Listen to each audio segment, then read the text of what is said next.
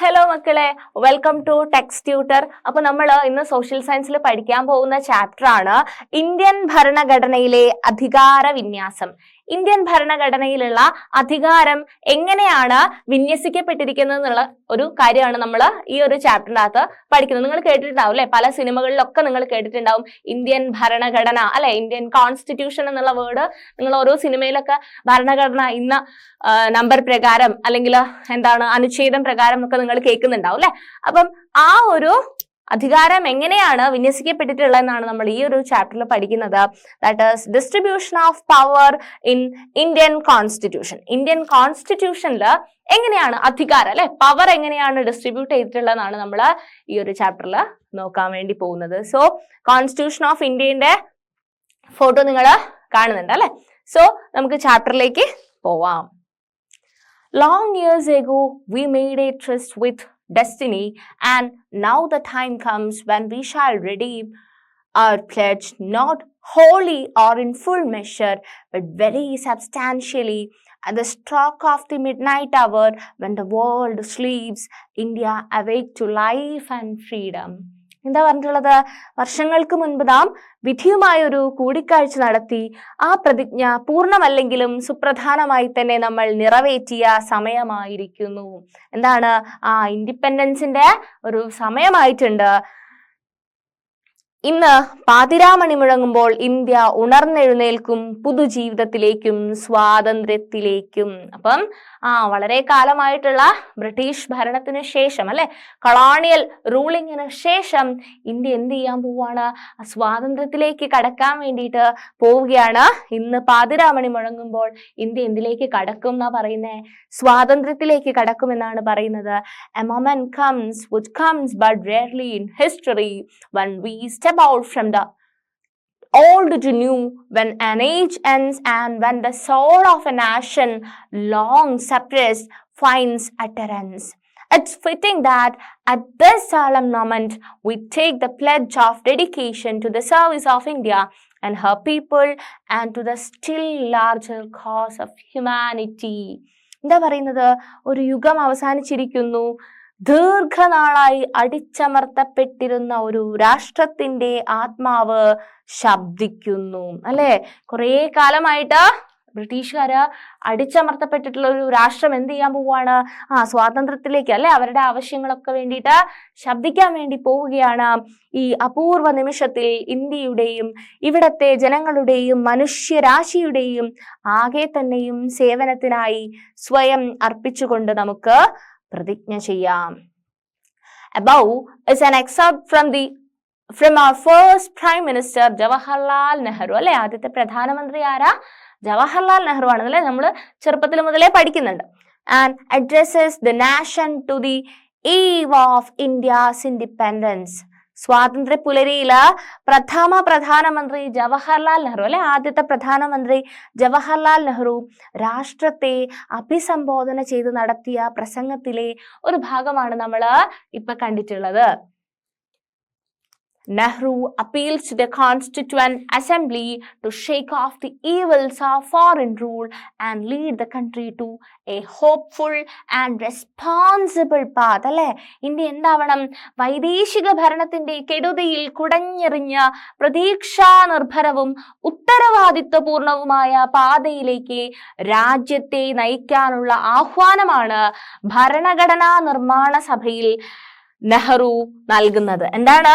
ഇത്രയും കാലം അല്ലെ ബ്രിട്ടീഷുകാര് ഏറെ നാളത്തെ ഭരണം അല്ലെ, നൂറ്റാണ്ടുകൾ അല്ലെ, ആണ്ടുകളോളമുള്ള ഭരണം, ബ്രിട്ടീഷുകാരുടെ ഭരണം കഴിഞ്ഞ് നമ്മളൊരു പ്രതീക്ഷയിലേക്ക് കടക്കുകയാണ് അല്ലെ. പുതിയ നമുക്ക് സ്വന്തമായിട്ട് സ്വതന്ത്രമായിട്ടുള്ള ഒരു രാജ്യം അല്ലെ, സ്വാതന്ത്ര്യ പുലരിയാണ് ആഘോഷിക്കുന്നത്. 1947 ഓഗസ്റ്റ് 15 അല്ലെ, 1900 India's independence on 15 August 1947 entrusted a huge and important responsibility to our Constituent Assembly. 1947 August 15 India നേടിയ സ്വാതന്ത്ര്യം നമ്മുടെ ഭരണഘടനാ നിർമ്മാണ സഭയെ ഏൽപ്പിച്ച ഉത്തരവാദിത്തം വളരെ വലുതും പ്രധാനപ്പെട്ടതുമായിരുന്നു അല്ലെ. അതുവരെ ഇവിടെ ഒരു ഭരണഘടനയായിട്ടുണ്ടായിരുന്നില്ല അല്ലെ. ബ്രിട്ടീഷുകാരായിരുന്നു ഇവിടുത്തെ കാര്യങ്ങളെല്ലാം നിയന്ത്രിച്ചിട്ടുണ്ടായിരുന്നത് അല്ലെ. കോളനി വൽക്കരണമായിരുന്നു. ഇനി നമുക്കൊരു ഭരണഘടന അല്ലെ, നമുക്കൊരു കോൺസ്റ്റിറ്റ്യൂഷൻ എന്ന് പറയുന്ന സംഭവം അല്ലെ. ഇന്ത്യക്ക് സ്വതന്ത്രമായിട്ട് തീരുമാനങ്ങൾ, സ്വതന്ത്രമായിട്ടുള്ള നിയമങ്ങൾ അല്ലെ, ബ്രിട്ടീഷുകാരുടെ ഇൻഫ്ലുവൻസ് ഇല്ലാതെ ജീവിക്കാൻ വേണ്ടിയിട്ടുള്ള കാര്യങ്ങൾ, അത് വളരെ വലിയൊരു ഉത്തരവാദിത്തമാണ്. ഭരണഘടനാ നിർമ്മാണ സഭയെ ഏൽപ്പിച്ച ഉത്തരവാദിത്തം വളരെ വലുതും പ്രധാനപ്പെട്ടതും ആയിരുന്നു. People were subjected to discriminatory, undemocratic and unjust measures under the British rule. അല്ലെ, ബ്രിട്ടീഷുകാര് എത്രത്തോളം മോശമായ രീതിയിലുള്ള ഭരണമായിരുന്നു നിങ്ങൾക്ക് അറിയാം അല്ലെ. നമ്മള് ഇന്ന് ജീവിക്കുന്ന സൊസൈറ്റി അല്ലെ, ആർക്കെങ്കിലും നിങ്ങളുടെ ക്ലാസ്സിൽ ആർക്കെങ്കിലും എന്തെങ്കിലും തരത്തിലുള്ള ബുദ്ധിമുട്ടുകൾ അല്ലെ, അങ്ങോട്ടും ഇങ്ങോട്ടും നമ്മളൊരു സാഹോദര്യത്തിലാണ് ജീവിക്കുന്നത് അല്ലെ. നമ്മളെല്ലാവരും സൗഹൃദത്തോടെ, ഒരു മതത്തിലും ഒരു ജാതിയിലും ഒന്നും ഒരു വ്യത്യാസം കാണാതെ എല്ലാ ആൾക്കാരും സ്വതന്ത്രമായി സ്വാതന്ത്ര്യത്തോടു കൂടി ജീവിക്കുന്നുണ്ട്. പക്ഷേ ബ്രിട്ടീഷുകാര് ഉണ്ടായിരുന്ന സമയത്ത് people were subjected to discriminatory, undemocratic അല്ലെ. ആൾക്കാർക്ക് എവിടെയും ഒരു വോയിസ് ഉണ്ടായിരുന്നില്ല. ബ്രിട്ടീഷുകാർ എന്താണോ പറയുന്നത് അത് ചെയ്യാൻ ആൾക്കാർ നിർബന്ധിതരാവാണ്. അവര് ഫാക്ടറിയിൽ ജോലി ചെയ്യണം എന്ന് പറയുമ്പം ആൾക്കാര് ഫാക്ടറിയിൽ ജോലി ചെയ്യേണ്ടി വരുന്നു. വനമേഖലയിൽ ജീവിച്ചിരുന്ന ആൾക്കാര് വനമേഖല വിട്ടൊഴിഞ്ഞു പോകണം എന്ന് പറയുമ്പോൾ അവര് അതിന് നിർബന്ധിക്കപ്പെടുകയാണ്. ചില ആൾക്കാരെ നിർബന്ധിച്ച് ജോലി ചെയ്യിപ്പിക്കുകയാണ്, അവർക്ക് ടാക്സസ് കൊടുക്കേണ്ടി വരികയാണ്. ഒരുപാട് ത്യാഗത്തിന്റെ കഥകളുണ്ട് അല്ലെ. സോ ബ്രിട്ടീഷ് ഭരണത്തിൽ വിവേചനപരവും ജനാധിപത്യ വിരുദ്ധവും നീതിരഹിതവുമായ നടപടികൾക്ക് ജനങ്ങൾ വിധേയമാക്കപ്പെട്ടിരുന്നു. അക്കാലത്ത് ഇന്ത്യൻ സമൂഹത്തിൽ നിലനിന്നിരുന്ന ജാതി വ്യവസ്ഥയും മറ്റു സാമൂഹിക ദുരാചാരങ്ങളും മനുഷ്യാവകാശ ലംഘനങ്ങളും അല്ലെ. നമുക്ക് ഒരുപാട് അവകാശങ്ങളുണ്ട് ആസ് എ ഹ്യൂമൻ ബീങ് അല്ലെ. ഒരു മനുഷ്യൻ എന്നുള്ള നിലയിൽ നമുക്ക് ഒരുപാട് അവകാശങ്ങളുണ്ട്. ആ അവകാശങ്ങളുടെ ഒക്കെ ലംഘനം നടക്കുന്നുണ്ട്. ആധുനിക സമൂഹത്തിന് ചിന്തിക്കാൻ കഴിയുന്നതിനും അപ്പുറമായിരുന്നു. കാസ്റ്റ് സിസ്റ്റം അല്ലെ, ജാതി വ്യവസ്ഥ. ഇന്ന് നമുക്കൊരു കാസ്റ്റ് സിസ്റ്റം എന്ന് പറയുന്ന രീതിയിലൊരു വിവേചനം നമുക്ക് നേരിടേണ്ടി വരുന്നുണ്ടോ? ഇന്ന് ഉയർന്ന കാസ്റ്റിലുള്ള ആള് അല്ലെങ്കിൽ താഴ്ന്ന കാസ്റ്റിലുള്ള ഒരാള് എന്നുള്ള രീതിയിലൊരു വിവേചനം, നമുക്ക് വോട്ട് ചെയ്യുന്നതിൽ ഒരു കാര്യത്തിലും അങ്ങനെ ഒരു വിവേചനം കാണിക്കുന്നില്ല. പക്ഷേ അവിടെ കാസ്റ്റ് സിസ്റ്റം ഉണ്ടായിരുന്നു. The caste system along with a multitude of other social evils അല്ലെ, വേറെ ഒരുപാട് സാമൂഹികമായിട്ടുള്ള സോഷ്യൽ ഈവിൾസ്, പല കാര്യങ്ങളും ആൻഡ് ഹ്യൂമൻ റൈറ്റ്സ് വയലേഷൻസ് അല്ലെ. നമുക്ക് ഒരുപാട് റൈറ്റുകളുണ്ട് അല്ലെ. ആസ് എ ഹ്യൂമൻ ബീങ് നമുക്ക് ഒരുപാട് മനുഷ്യന് അവകാശങ്ങളുണ്ട്. ആ അവകാശങ്ങളൊക്കെ നിഷേധിക്കപ്പെടുന്നുണ്ട്. That existed in the Indian society at the time was beyond the imagination of modern society. നമുക്ക് ചിന്തിക്കാൻ കഴിയുന്നതിനേക്കാളും അപ്പുറത്തായിരുന്നു ഇത്തരത്തിലുള്ള discriminations and human right violations ഒക്കെ ഉണ്ടായിട്ടുണ്ടായിരുന്നത്. After independence, എന്ത് സംഭവിച്ചു? Our national movement and people had the idea of creating a democratic government and a welfare system that would address all these problems അല്ലെ. സ്വാതന്ത്ര്യത്തിന് ശേഷം നമുക്ക് എന്ത് ചെയ്യണം? നമുക്ക് ഇത്തരം പ്രശ്നങ്ങളെല്ലാം അല്ലെ, കാസ്റ്റ് ഡിസ്ക്രിമിനേഷൻ പാടില്ല, അല്ലെങ്കിൽ വേറൊരു തരത്തിലും മനുഷ്യന്റെ അവകാശങ്ങളെ ലംഘിക്കാത്ത രീതിയിൽ ഒരു സിസ്റ്റം കൊണ്ടുവരണം എന്നുള്ളൊരു തോട്ട് പ്രോസസ് വരികയാണ്. സ്വാതന്ത്ര്യാനന്തരം ഇവയെല്ലാം പരിഹാരമാകുന്ന ഒരു ജനാധിപത്യ ഭരണക്രമവും ക്ഷേമരാഷ്ട്ര സംവിധാനവും ഉണ്ടാകണമെന്ന് ചിന്ത നമ്മുടെ ദേശീയ പ്രസ്ഥാനത്തിനും ജനങ്ങൾക്കും ഉണ്ടായിരുന്നു അല്ലെ. ആളുകൾക്കിടയിൽ ഇനിയൊരു പ്രശ്നം ഉണ്ടാവാൻ പാടില്ല, ഇനി ഒരു വിവേചനം നിലനിൽക്കാൻ പാടില്ല എന്നുള്ള രീതിയിൽ ഒരു ചിന്ത ഉണ്ടാവുന്നുണ്ടായിരുന്നു. And democratic governments and the construction of a welfare state were the two most important promises given to the people by independent India. സ്വാതന്ത്ര്യം കിട്ടിയിട്ടുള്ള ഇന്ത്യ, ഇൻഡിപെൻഡന്റ് ആയിട്ടുള്ള ഇന്ത്യ ജനങ്ങൾക്ക് കൊടുത്തിട്ടുള്ള രണ്ട് പ്രധാനപ്പെട്ട വാഗ്ദാനം അല്ലെ, രണ്ട് ഇമ്പോർട്ടന്റ് ആയിട്ടുള്ള ഡെമോക്രാറ്റിക് ഗവൺമെന്റ്സും അതുപോലെ ജനാധിപത്യപരമായിട്ടുള്ള ഒരു ഗവേണൻസും and construction of a welfare state where the two important promises given to the people by the government. എന്താണ്? സ്വതന്ത്ര ഇന്ത്യ ജനങ്ങൾക്കു നൽകിയ പ്രധാനപ്പെട്ട 2 വാഗ്ദാനങ്ങളായിരുന്നു. എന്തൊക്കെയായിരുന്നു? ജനാധിപത്യ രീതിയിലുള്ള ഒരു ഭരണക്രമവും അതുപോലെ തന്നെ ക്ഷേമരാഷ്ട്ര നിർമ്മാണവും. ജനാധിപത്യ രീതി, ജനാധിപത്യം എന്ന് പറഞ്ഞു കഴിഞ്ഞാൽ എന്താണ്? ജനങ്ങൾക്ക് വേണ്ടി, ജനങ്ങളാൽ അല്ലെ, ജനങ്ങൾക്ക് വേണ്ടിയിട്ട് ജനങ്ങൾ തന്നെ അവരുടെ പ്രതിനിധിയും അവരുടെ ഭരണവ്യവസ്ഥയും ഒക്കെ തീരുമാനിക്കുന്നതാണ് എന്ത്? ജനാധിപത്യം എന്ന് പറയുന്നത് അല്ലെ. ജനങ്ങളാണ് വോട്ട് ചെയ്തിട്ട് അവരുടെ ജനപ്രതിനിധികളെ ജനങ്ങളാണ് തെരഞ്ഞെടുക്കുന്നത്. ആ രീതിയിലുള്ള ഒരു ഭരണക്രമവും അതുപോലെ തന്നെ ക്ഷേമരാഷ്ട്രം. ക്ഷേമം എന്ന് പറഞ്ഞു കഴിഞ്ഞാൽ എന്താണ്? നമ്മള് പ്രതിജ്ഞ ചൊല്ലുമ്പോൾ പറയുന്നു അല്ലെ, രാജ്യത്തിന്റെ ക്ഷേമത്തിനും ഐശ്വര്യത്തിനും വേണ്ടി പ്രയത്നിക്കുന്നൊക്കെ പറയുന്നില്ലേ. അതുപോലെ ക്ഷേമത്തിന്റെ രാഷ്ട്രം അല്ലെ, രാഷ്ട്രത്തിനൊരു ക്ഷേമപരമായിട്ടുള്ള ഒരു രാഷ്ട്രം നിർമ്മിക്കുന്നതിനും വേണ്ടിയിട്ടാണ്. ഇത് രണ്ടുമാണ് സ്വതന്ത്ര ഇന്ത്യ ജനങ്ങൾക്ക് നൽകിയിട്ടുണ്ടായിരുന്ന വാഗ്ദാനം എന്ന് പറയുന്നത്. The first step in this direction was the formation of the Constituent Assembly and the objective resolution presented by Nehru. അപ്പം അതിലേക്കുള്ള ചുവടുവെപ്പായിരുന്നു ഭരണഘടനാ നിർമ്മാണ സഭയുടെ രൂപീകരണവും നെഹ്റു അവതരിപ്പിച്ച ലക്ഷ്യപ്രമേയവും. അപ്പം ഈ 2 ഒബ്ജക്റ്റീവ് അല്ലെ, 2 കാര്യങ്ങളായിരുന്നു വാഗ്ദാനങ്ങളായിട്ടുണ്ടായിരുന്നത്.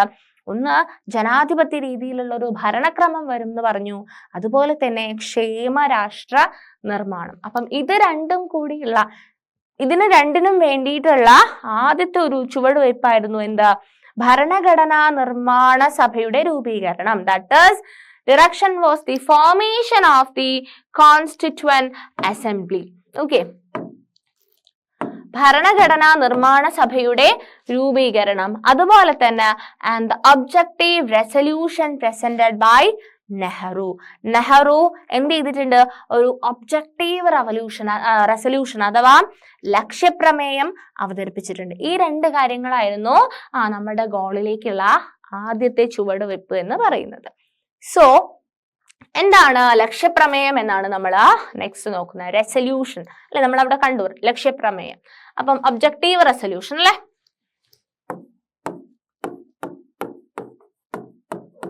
objective resolution.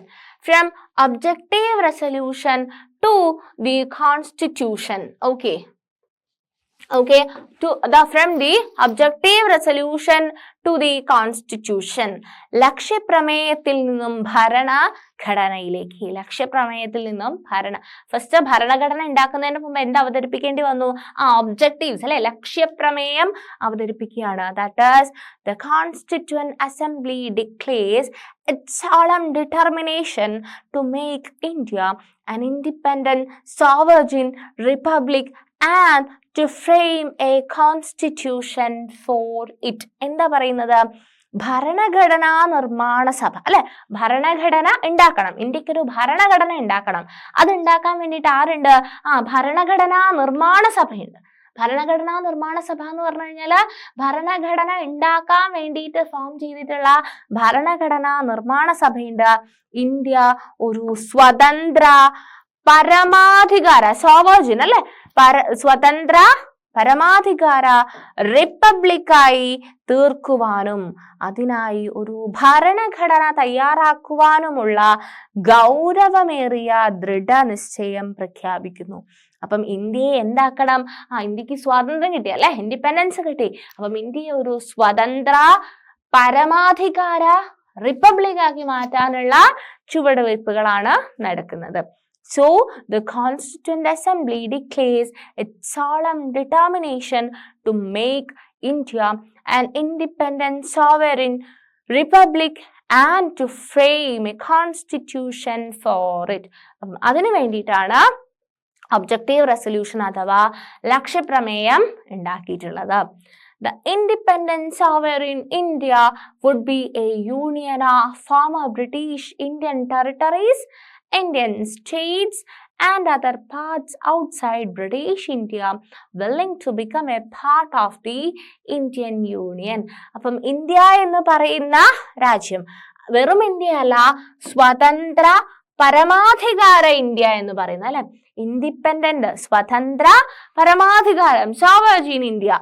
Independent sovereign India എങ്ങനെയാണ് ഫോം ചെയ്യുന്നത്?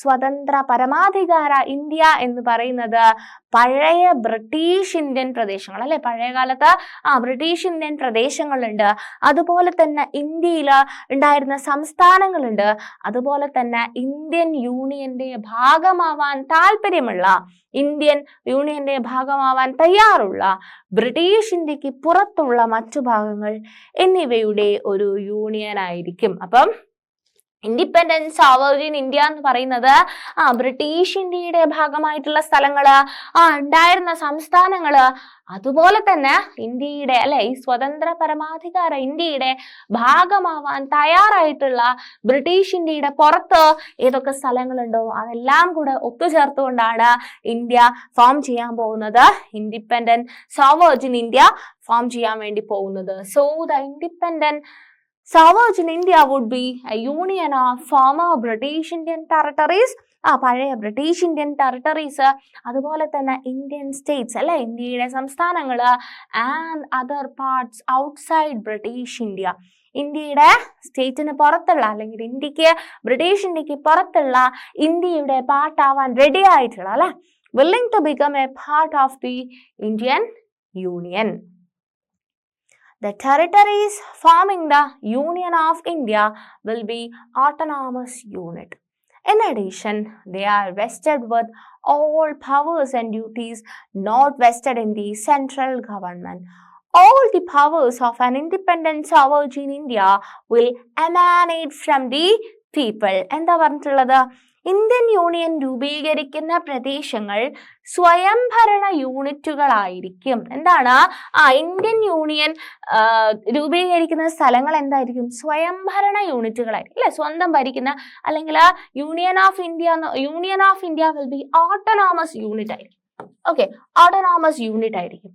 കൂടാതെ കേന്ദ്ര ഗവൺമെന്റിൽ നിക്ഷിപ്തമാകാതെയുള്ള എല്ലാ അധികാരങ്ങളും ചുമതലകളും അവയ്ക്ക് നൽകപ്പെടും അല്ലെ. കേന്ദ്ര ഗവൺമെന്റില് ഇല്ലാത്ത എല്ലാ അധികാരങ്ങളും ചുമതലകളും ഒക്കെ അവയ്ക്ക് വേണ്ടിയിട്ട് നൽകപ്പെടും. സ്വതന്ത്ര പരമാധികാര ഇന്ത്യയുടെ എല്ലാ അധികാരങ്ങളും ജനങ്ങളിൽ നിന്നുമായിരിക്കും ഉത്ഭവിക്കുക. അപ്പം ഇൻഡിപെൻഡന്റ് സോവറിൻ ഇന്ത്യയുടെ എല്ലാ പവേഴ്സും ആർക്കാണ്?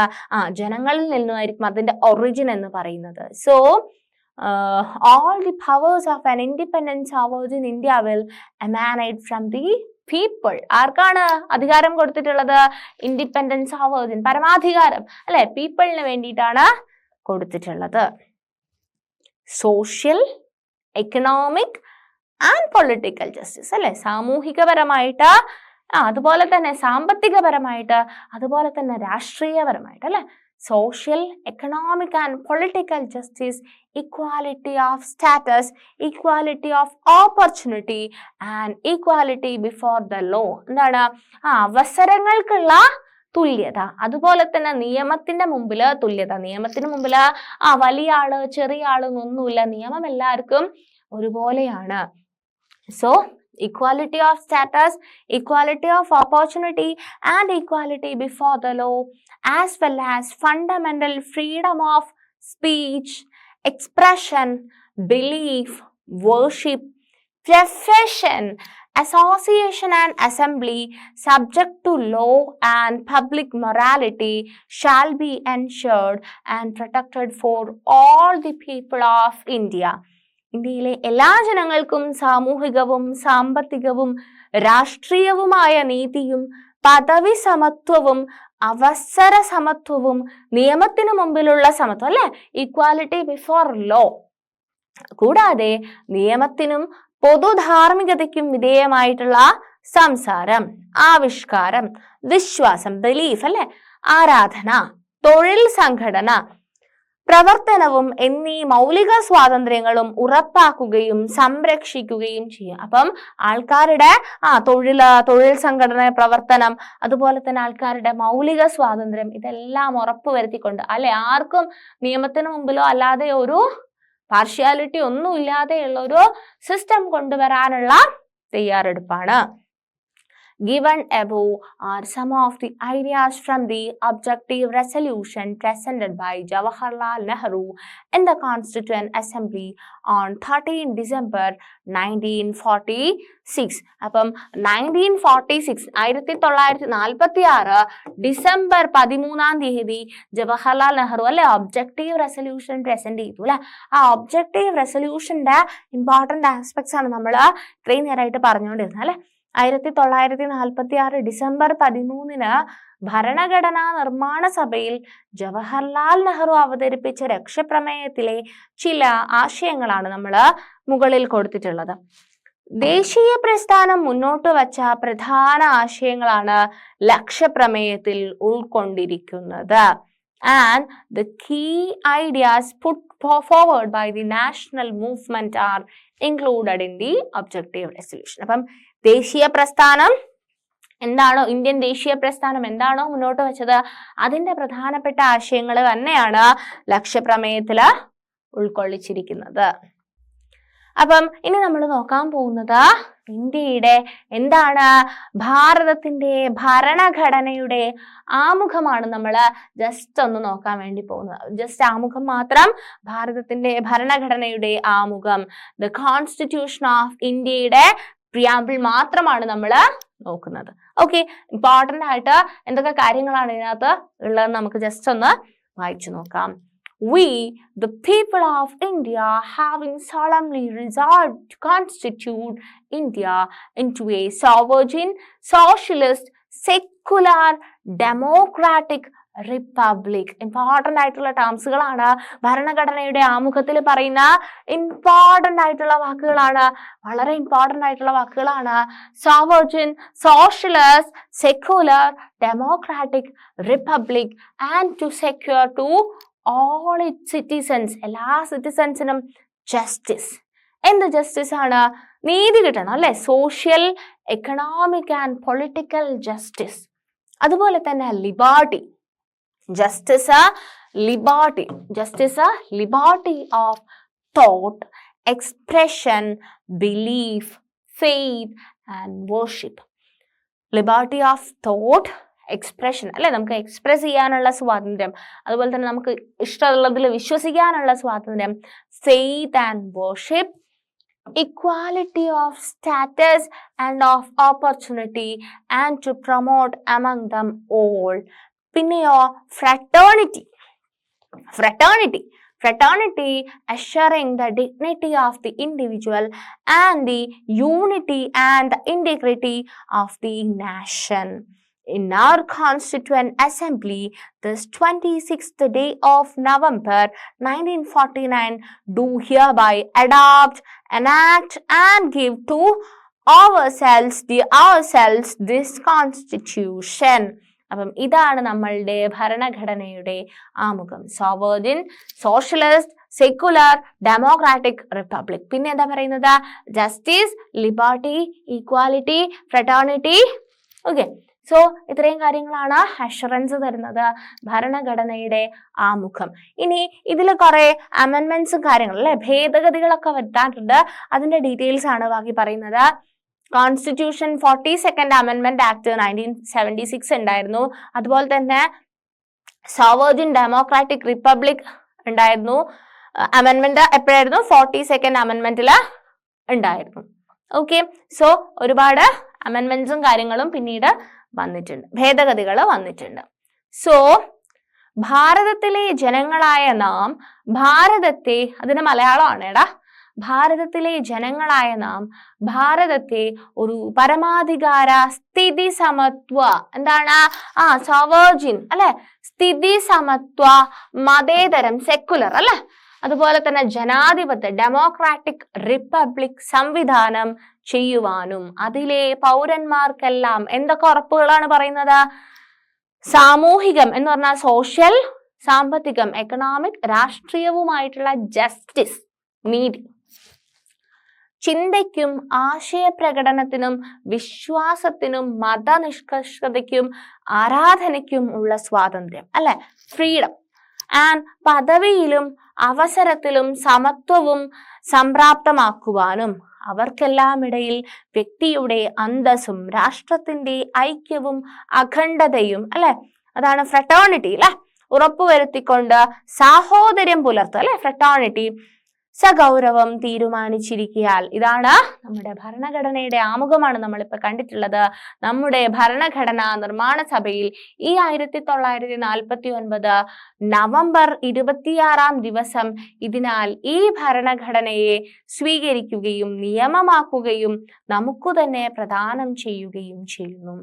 1970 ഇത് അമെൻമെന്റ്സ് ആണ് താഴെ പറഞ്ഞിരിക്കുന്നത്, ടെക്സ്റ്റ് ബുക്കിലുണ്ട്. ഇതിന്റെ ഫോട്ടോ നിങ്ങൾക്ക് ഭരണഘടനയുടെ ആമുഖത്തിന്റെ ഫോട്ടോ കാണാൻ വേണ്ടിയിട്ട് പറ്റും. ഓരോ ഭേദഗതികളും അതിന്റെ താഴെ എഴുതിയിട്ടുണ്ട്. Let us examine how adequate the provisions of the Constitution are to realize the ideas, visions and objectives and the like mentioned in the preamble. So,